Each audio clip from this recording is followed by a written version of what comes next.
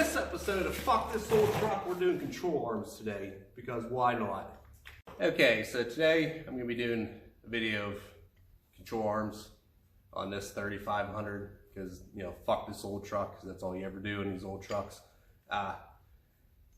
People asked me before about them, like if you replace the bushings or the whole control arm and it still moves around.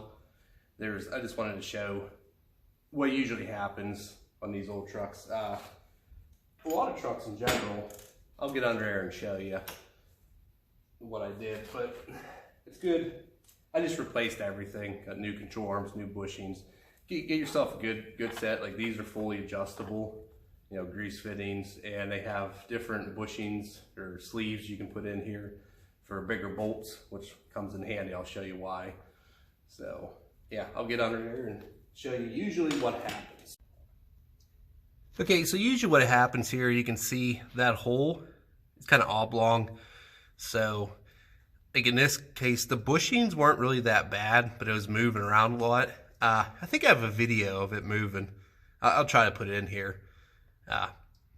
So yeah, usually your bolts, the metal is not that thick there. So after a couple of years, you know, years of back and forth, them bolts actually make that hole a little bit bigger.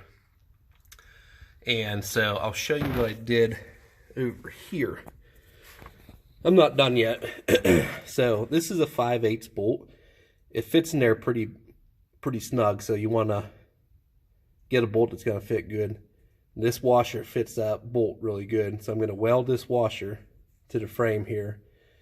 That way it'll give it some extra support. You can actually weld this nut here too once you get everything lined up, and that'll help hold your bolt.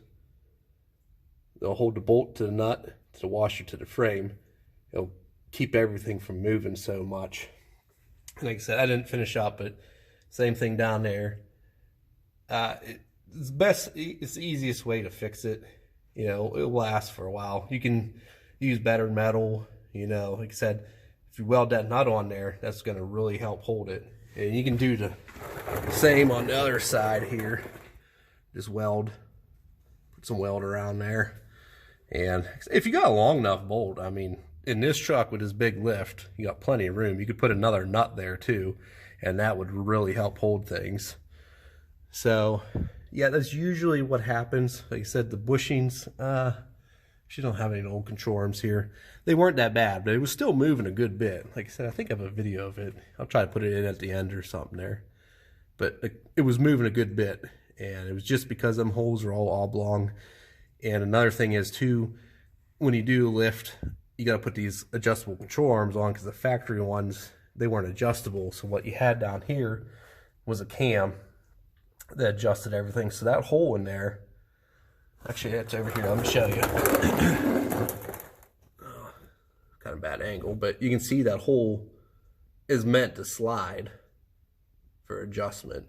So that's why you kind of have to weld something in there, like I did over here. I'm going to finish to hold that in place, because you do all your adjustments here then, which you have to, if you do install these, what I did, you take the set point, I think I used up there by the ball joint, you measure from there back to your back axle, same point, get your measurement, then do it on the other side over there too. And you can use a come along or ratchet straps or something to kind of move your axles around and line them up to get your appropriate, you want the same number, same measurement on both sides. So yeah, that's it. If you're having some problems in your control arms moving around and not quite sure what it is, check that. Like I said, I just took everything off, you know, checked everything out, cleaned everything up, put all brand new parts on, new bolts, and it's worth it.